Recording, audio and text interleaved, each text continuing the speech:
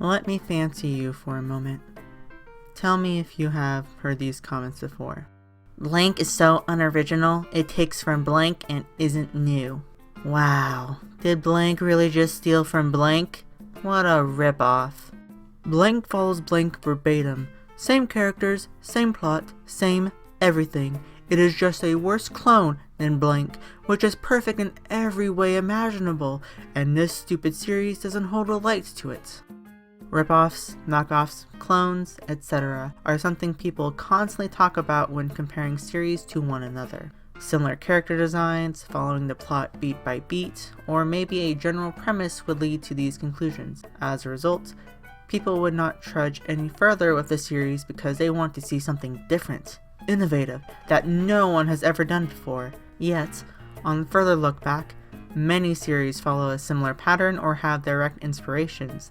This is because many tales and stories are rooted in the outlines of storytelling, and that people share similar experiences throughout their lives. For instance, the Chronicles of Narnia tells the tale of 4 siblings traveling through a magical world where they meet new faces and need to defeat an evil force. That whole premise sounds similar to a couple other stories I have heard before. Of course, this is just preamble, but the concept is similar to many stories, both preceding and following it. The most damning thing about the series is that it is a retelling of the Bible. It is a more whimsical and digestible way of telling a story, especially for children. Since, the kid-friendly versions of the Bible are simplified where most meaning is erased, forgetting all the travesties of the rape, gore, and destruction that makes it easier for us to be proud of ourselves. Just like American history books. Yet, if Narnia is a retelling of the Bible, in the author's own way of course, then that might suggest the methods of storytelling are centuries, even over 2 millennia, old. And people still complain about originality. This begs the question as to why. Why do people call things ripoffs of one another? Well, let's look at a series accused of being a ripoff as a case study.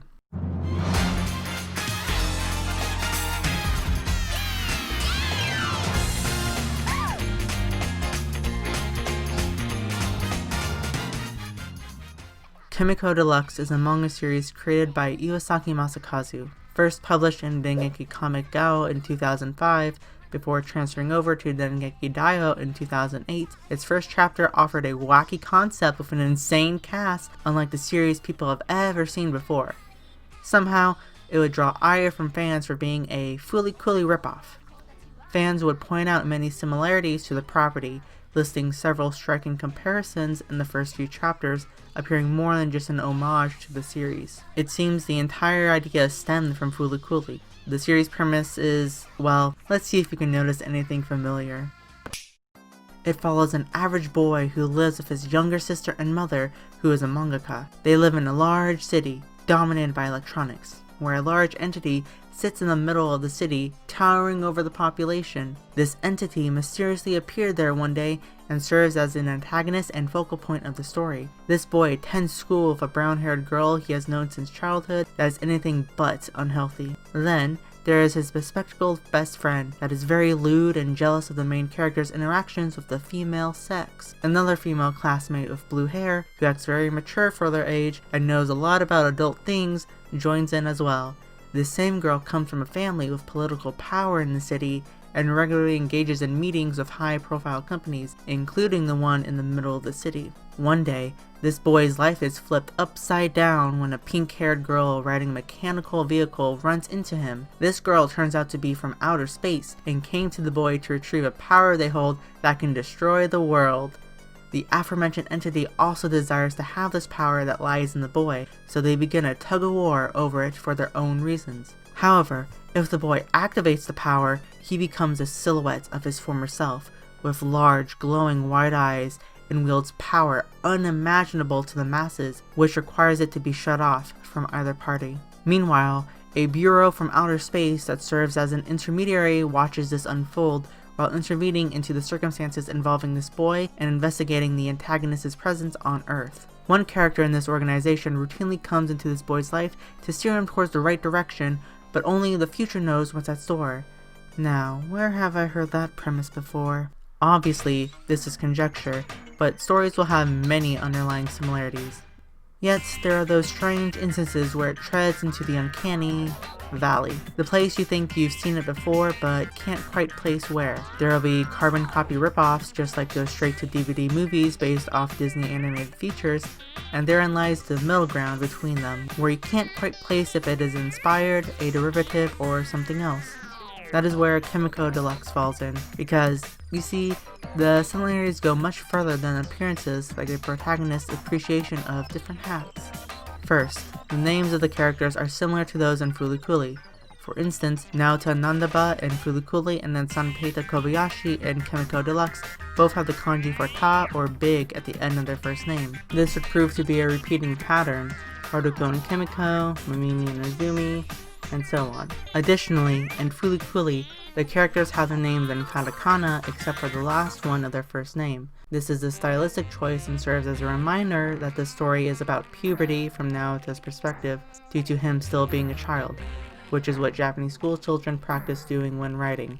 The kanji at the end of their surnames may symbolically reflect the bridge between childhood and adulthood, so there is a purpose and reason for displaying the names this way, so when Kemeko Deluxe does it, this seems out of place, especially when they keep the surnames in kanji. The notable examples are Tomoko and Fumiko, Sanpeita's sister and mother respectively.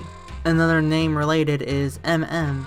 While it stands for Mei Mishima, in Fulikuli it stands for Medical Mechanica, drawing more connection. Not only that, the energy lying in the boy makes appliances come alive, and the evil company uses that to capture the boy. Oh my god, they're practically the same. Now that we can see that there isn't mere inspiration, but direct comparisons to one another, it definitely seems like Kemeko Deluxe is 100%, without a doubt, objectively, for fact, a clone of Fulikuli. And at this point, if you're wondering, man, why did we just spend the last several minutes drawing slim comparisons to two series that is only skin deep? Then congratulations, you're a genius. I had to frame my argument by using replicas of the hundreds of comments out there making the same points for other series. You can see how tame these comparisons are, right? Saying series are clones of each other just for some mere observations is ridiculous. Unless there is substantial proof of plagiarism, then these claims are unfounded to make, because stories follow an outline and take inspiration from each other. There should be no problem with that. So, to counteract that, he needed to do something daring. However, the pushback from fans against Iwasaki-sensei pushed him into a direction of Kemeko Deluxe being a Fulikuli clone, and that would be... Mai left Nero all alone. I wonder where she went. They're usually always together. Wait! Come back! You shouldn't run off in a place like this. I guess I got no choice. Jeez.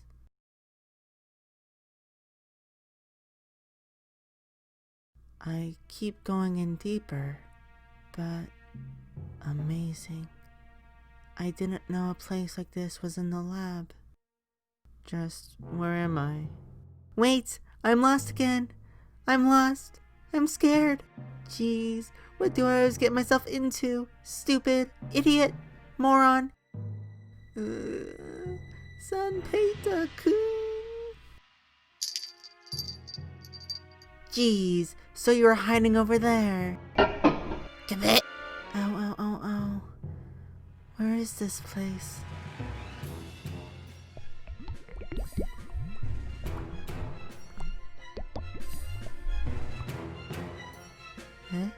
This is a secret room. I had Nero guide you to me. Mai, what is this place? What are these things? Don't scare me. Don't be scared. These things do not have life. They are our sisters. Sisters? Who are you? Why were you born in this world? Have you ever thought about that? Well, we're Daddy's kids, as well as Mommy's before she passed away a long time ago. That's wrong. I looked up our files, but for some reason, there were many security layers. They were protecting our files. I thought, why? Aren't we just children? I was curious, so I broke through the security to retrieve our confidential data. Then I found this. what Dad was really studying. Project Nanoball, the ultimate power that can transform any matter into a new one by reviving it using the ecology drive system. The nanoball manifested during experimental stages to bring new life, where it would reach the final destination of all matter. A new life form that transcends humanity. That is who we are. You're lying. Daddy wouldn't do that to us. It's all true, because this experiment was a failure. A perfect being cannot be born from the nanoball, for it is already imperfect. Sadly, that is why we are labeled as failures. Because our life expectancy will last only 10 more years. You're definitely lying. That's the truth, One-chan. Did you think all of it was for the progress of science and academics? For the sake of world peace? For the happiness of others? No, all of that was a lie. That's why, One-chan, for our own sake, let's make a world for our own happiness.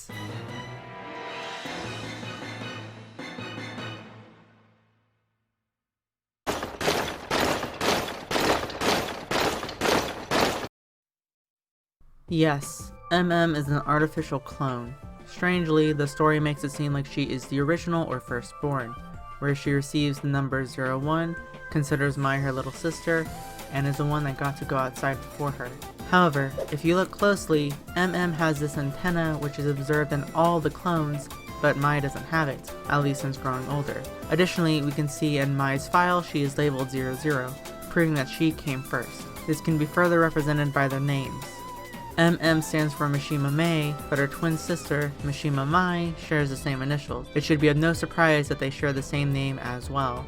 In kanji, Mei means life. This is emphasized in Mai's speech that their lives aren't real, as Mei's name fully means life of Mishima, the life created by Soichiro Mishima, their father.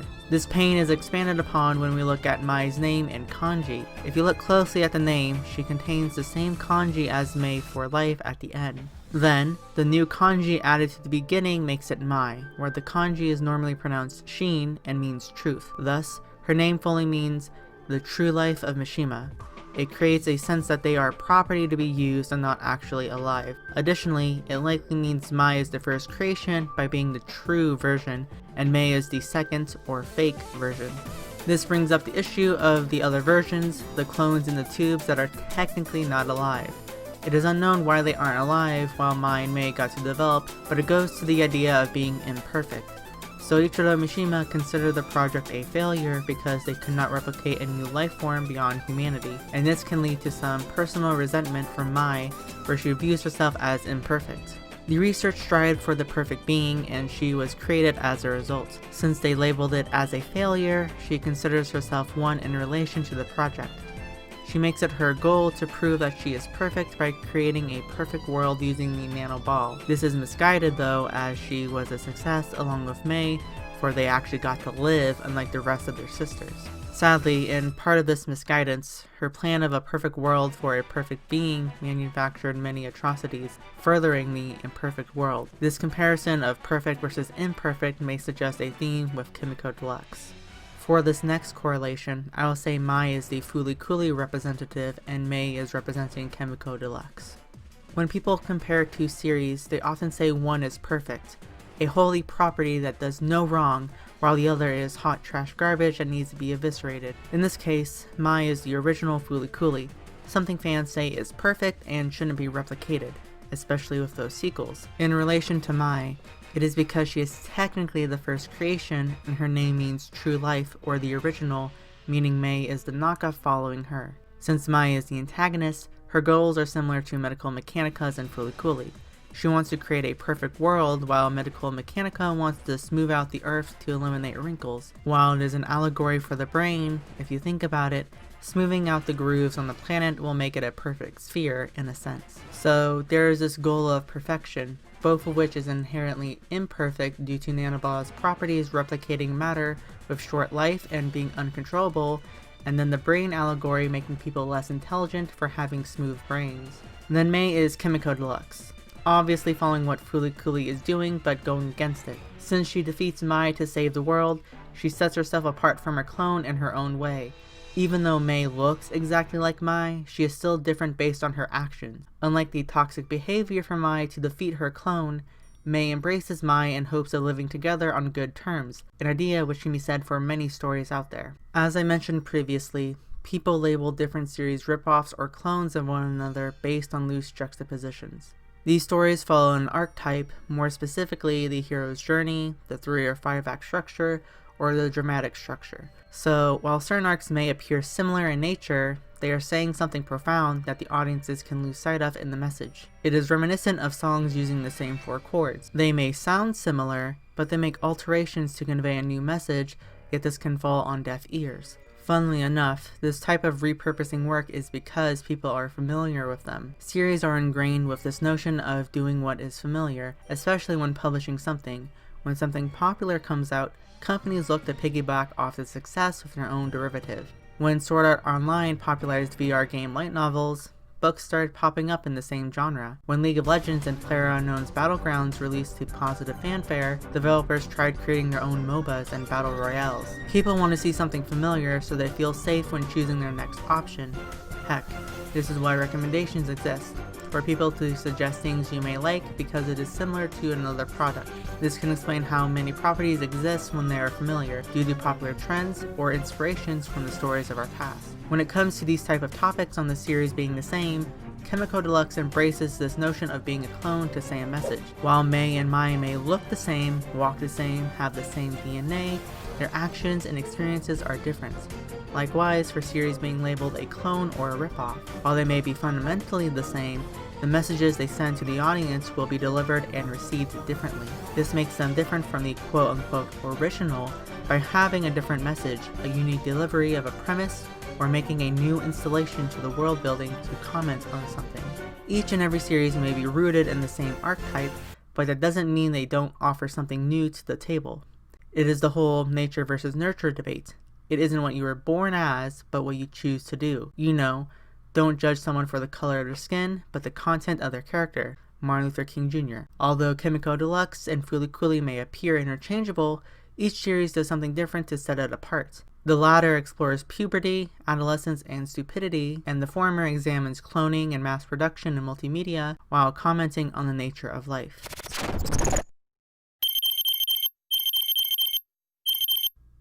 Mai, I don't think you should touch that. We might get in trouble if we stay here. We don't have time, One-chan. Dad, do you want to know why he planned the nanoball? The nanoball is the seed that needs to be flowered for a perfect body, which means there is only one way. You have to give the seed to a person. That's right. You have to grow the nanoball in the human body for 10 years. By doing so, the nanoball will blossom to create a complete system. So, that's where our dad decided to use science to find a suitable substitute. However, he couldn't find one. Furthermore, the research was cancelled due to fears of the nanoball overall. But you know, before our time runs out, I want it. That power. The ultimate power. The nanoball.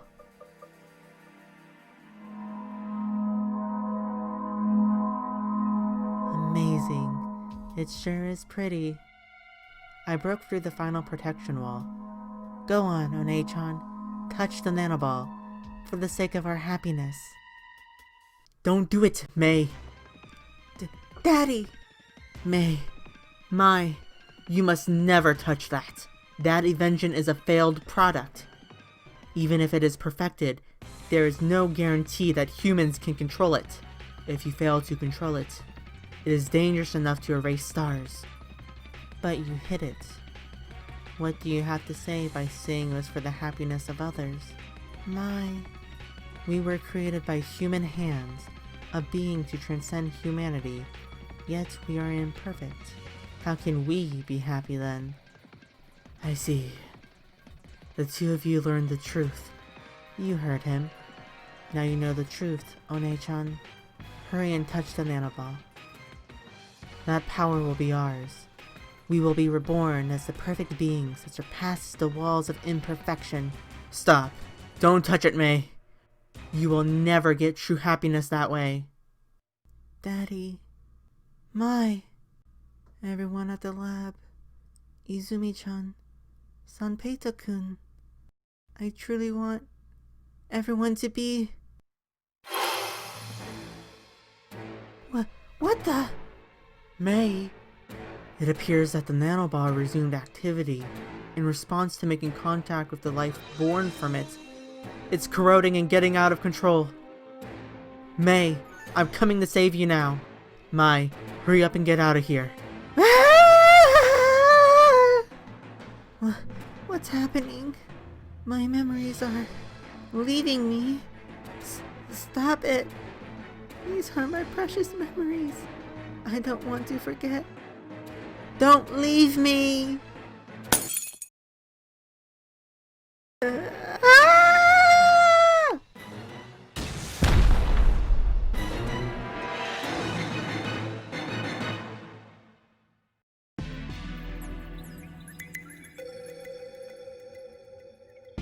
So, personally, I have no idea where to talk about this, so we'll do it here. We need to talk about love. More specifically, shipping. Kemeko Deluxe features my favorite pairing of characters, and they rank highly on my top favorite characters list. Ryoko Kurosaki and Yukina Kamishiro are a match made in heaven. These two lovable doofuses mesh so well together, with Yukina's explorative curiosity and clumsiness clashing against Ryoko's overt straight man but pessimistic attitude to create some of the funniest scenes in the series. However, there's more to it, and we need to go back in time to explain their characters as a whole. Yukina Kamishiro is the nanoball's prototype, hailing from the Dolls project created by Mizushima Electronics to find a suitable host for the nanoball. Since she is manufactured in a lab, she didn't get to experience anything outside of what Mishima fed her. As a result, she is uncultured when finally released upon the world, so she indulges herself by learning of the new world. Her inquisitive nature makes for some hilarious instances where she doesn't know about certain topics, which can make for some innuendos unbeknownst to her. She is a bright-eyed girl blooming with possibilities like a child exploring their environment for the first time. Meanwhile, Ryoko Kurosaki is a bashful troll character who can take her job seriously. She teases many of the boy characters, and sometimes they unfaze her, as if she isn't interested. However, she works for the Space Station's Department of Public Security, SSDPS, to protect the galaxy from evil threats. Sadly, she is still inexperienced when it comes to new situations where she can do plenty, but fail in times of need. This comes from her senpai, Jumonji, being killed by her own brother, Reiji, and still needing to engage in training. While she appears as insincere, she genuinely cares about the people around her. This is shown with her protecting Sanpeita, Minamino, and Yukina. Specifically regarding Minamino, she would call him Four Eyes before he risked his life to save her muffler, where she begins calling him by his surname. Additionally, there is a chapter featuring her watching over Rico at Androids, one of Mishima Electronics' head researchers that is actually the child of SSDPS's director that ran away due to a terrible event. Ryoko learns that Rico isn't a girl, but a boy, so she forces Rico to cross-dress for her amusement. This leads to the two bonding to the point Rico wants to stay with Ryoko instead of returning home. Instead, she pushes Rico away so that they can return home since they miss their parents even though their relationship is tarnished. At the end, Ryoko encourages Rico to be who they want to be, which, spoilers, Rico does at the end of the story. Pretty cool. This brings up an issue with Ryoko pertaining to moving from the past. When Rico clings to Ryoko, she pushes them away even though they began developing a bond. Meanwhile, the muffler she wears is a reminder of her senpai Jumonji as he gave it to her as a gift. She cared about him deeply that she named her black cat Jumonji as well. So when she loses it during a fight, she tries to rescue it but misses it, where instead Minamino risks his life to protect it. Of course, this leads to the aforementioned name switch, but begins to allow him to be around her, even if it ends up with her beating him up. Then again, she seems to be sadistic by exploiting masochist tendencies. Anyway, the muffler serves as a reminder to her of her senpai, and she can't let go of the past. She doesn't want to get too involved with the personal affairs of those around her, but focus on her job as an officer in the name of justice. Yet, the scenarios in her daily life can't help but impact her positively that she begins to care for them and risk her life for them in return. The one she begins to focus on is the shrine maiden, Yukina Kamishiro. During the school festival arc, Yukina begins to die with her power from the nanoball beginning to wane. Kite Brian Sounds gets wind of this and goes to retrieve her during the battles around the school. Since she thinks this is the end, she thinks, "I don't want to die." And then Ryoko swoops in to save her from Kite. Ryoko says, "Life is precious, so you should take better care of it."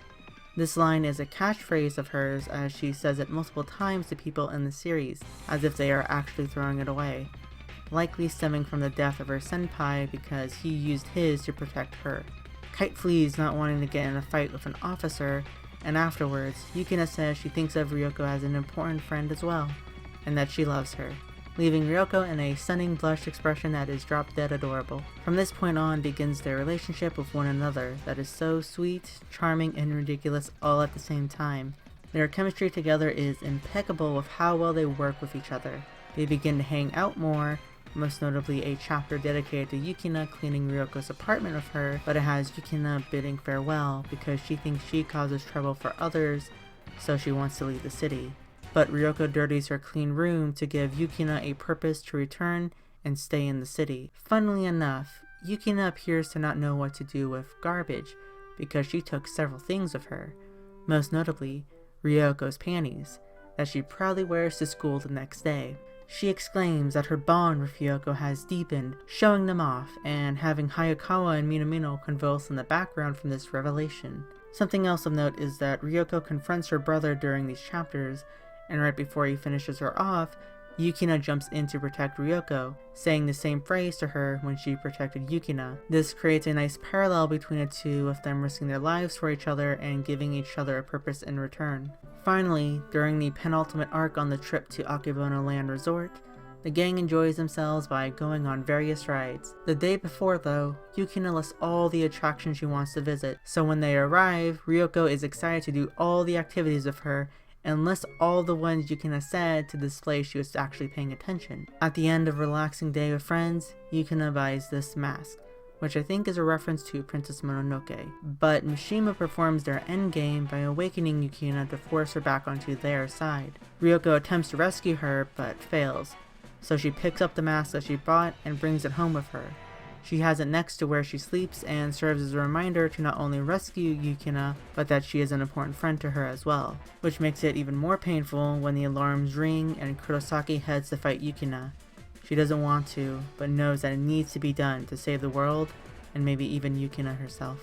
The first attempt ends with Yukina retrieving Sanpeita and fleeing to Mishima HQ, while Kurosaki faces against Reiji, the one who killed her senpai years ago. During the fight, her muffler becomes tattered and destroyed, yet uses the last bit of her energy from her senpai's blade to finish off Reiji. The ruined muffler displays that she can move on from her past and focus on saving Yukina. The particular moment of Ryoko busting in is enjoyable to see because when she arrives, she throws her bike towards Mei, who yells out, "Ryoko, you bitch!" before getting hit by it, suggesting Ryoko threw it herself at Mei on purpose. While the scene plays out as if Ryoko cares more about Yukina, who just gave the rest of her life from the nanoball to Sanpeita and sadly passed away, it encapsulates the importance of someone's life that you try so desperately to save. The scene opening the next chapter before a holy cross with the nanoball awakens Sanpeita suggests a theme of lost hope before God, or even pleading to restore the lost life. Unfortunately, by the end of the battle, Yukina is gone. After Ryoko gave up her own life, her muffler, and her bike for Yukina, it seemed hopeless with no positive results, and it went against the line that your life is important, so you better take care of it. Except Yukina is alive and well due to the nanoball's safety feature being activated by the power of love. While it is stereotypical and tropey, it does show that Ryoko dearly cares for Yukina and cherishes her the most. Additionally, the muffler she commonly wore, even though destroyed, is gone from her attire entirely, allowing her to move on with Yukina as members of the SSDPS on their next mission to capture Reiji together. Overall, their relationship arc is about forgetting the past and move forward.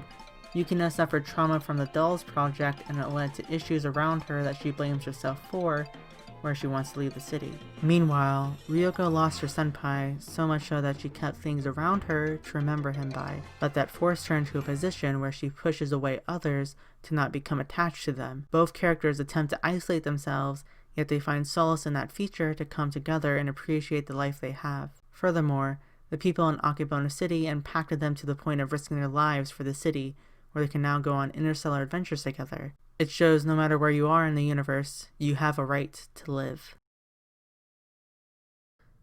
Huh? Daddy! I'm sorry. I really love Dad and One-chan. I truly do.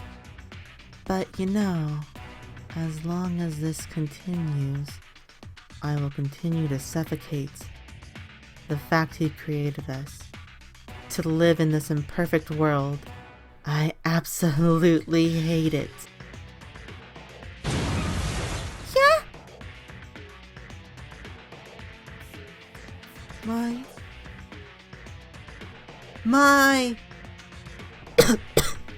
I'm glad.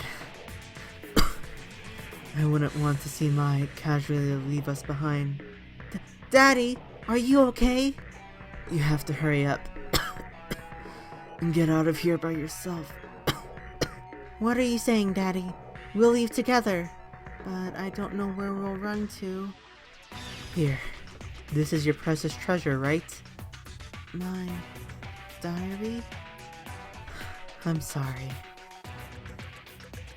A lot of things kept me busy, so I couldn't listen to your stories. Maybe I was scared that the work I was doing would make others unhappy, so I kept it to myself. I truly am sorry. Yeah, I feel the same. I wanted to speak of you so much, but you were busy. That is why if we don't hurry up and get out of here. May, do not let the nanoball fall into the wrong hands. It is a dangerous invention after all. But most importantly, still be friends with Mai.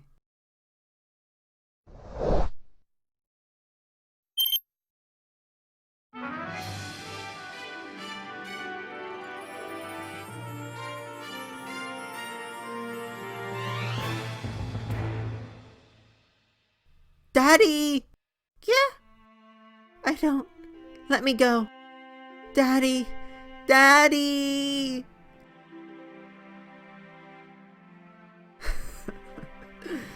You reap what you sow, I guess. I'm a failure as a scientist and as a father. So I guess I'm going nowhere. But these girls are still children. Who will protect them if everyone else ran away? That is why, even if for a bit, please, protect these girls.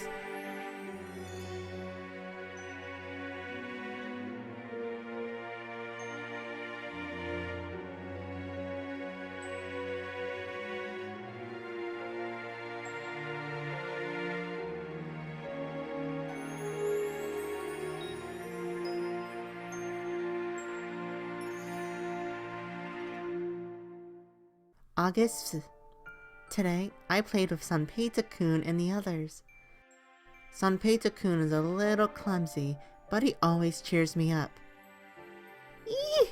Izumi-chan is super strong. When I grow up to be big and tall, I want to be Sanpei-kun's wife.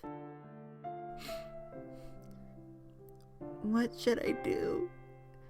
Why is it that I get the feeling these are important, yet I just can't remember a single thing.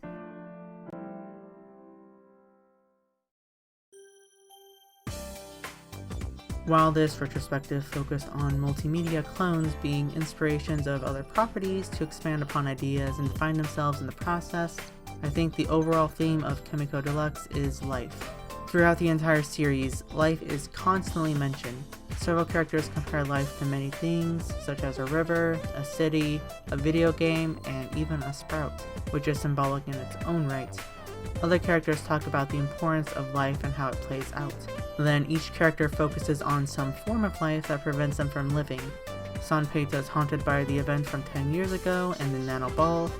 Suffers from the death of her father and sister's betrayal. Izumi constantly thinks of things as unhealthy, that she doesn't try new things.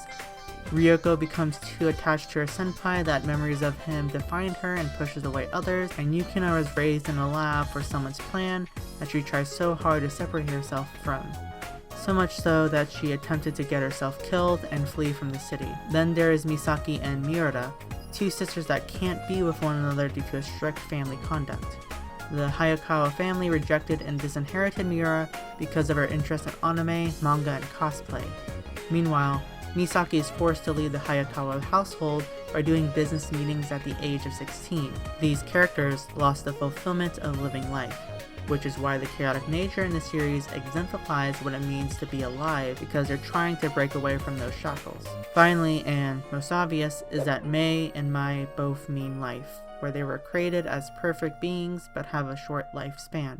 Although considered failures, both use the limited time they have by affecting their fates in some form. Mei devotes her cause to retrieving the nanoball from Sanpeita in order to be his wife, while Mai works to defy her destiny by making everyone a perfect being, including her, in hopes of living longer. Even though their life emerged from Soichiro Mishima's failed attempts of recreating matter with the nanoball, he still valued them as his daughters and wanted the best for them. Since their lives were short, they still received love and care to live the best life possible for them, which ultimately brings up the final conclusion: we determine our own lives. Each life is precious, but it is up to us, our own person, to decide the path that we live. Based on the actions, ideas, and journey, everyone has something to give and learn from the world they are born into. It's the same with the notion of clones and ripoffs. We may try to emulate someone we look up to or retrace their steps to understand their perspective, but that helps us move forward in our own journey.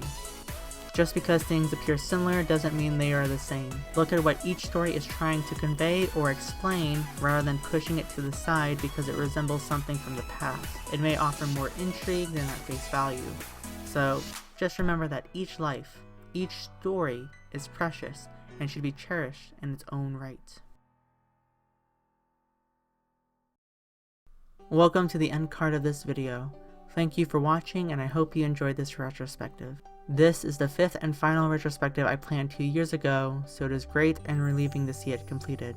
I was thinking of additional things to talk about in the video, but I think they would take away from the overall message I tried to communicate here. I may make future videos on these topics, so here is something I did do research for, but I may make into a larger project later on. There was this comment on the final volume article by Anime News Network talking about the development of the series, but several things were inaccurate and that made me doubt the claims.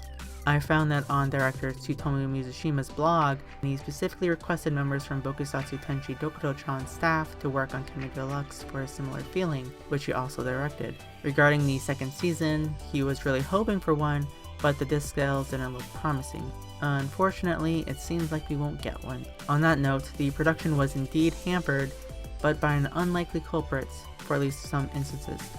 Apparently, Yamakan was supposed to have a larger role on the series, but he had a calling for a secret project. As a result, Mizushima took lead on the opening and ending creation, where some commenters asked about comments in the lyrics. I'm not going to say the lyrics, but they are on screen right now. Mizushima didn't want to comment on it entirely, but it definitely seems he is opposed to Bush's war on terror from 9/11, and understandably so. Yet people still say anime isn't political. I'll link a video by Johnny Harris for those confused on the lyrics. Anyway, thank you once again for coming along on this ride with me. Sadly, the Kemeko Deluxe manga isn't licensed, but the anime is available on Crunchyroll in English, at least at the time of this video's release. Please like, comment, and subscribe for more of this stuff. Links to my Twitter and Twitch are down in the description below. Have a lovely day. Poof, poof.